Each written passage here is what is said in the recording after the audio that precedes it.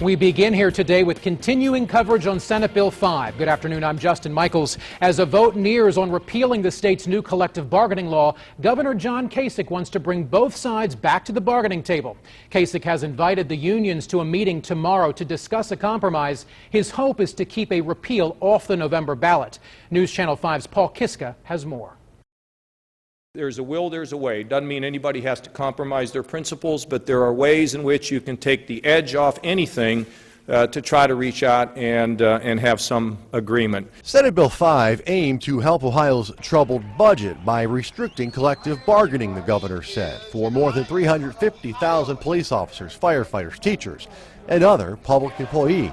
But a question now about whether to repeal this law will be on the November ballot.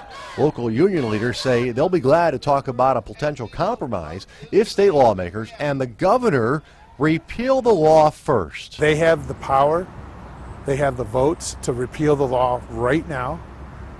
Repeal the law in its entirety, and the sky's the limit. We'll sit down and talk to you about anything. But we're not going to sit down and talk about bits and pieces of terrible legislation. If the two sides do meet to try and work out a compromise, it would happen tomorrow morning in Columbus. But again, union leaders say they don't expect much talking about this unless state lawmakers repeal the law first. Paul Kiska, News Channel 5.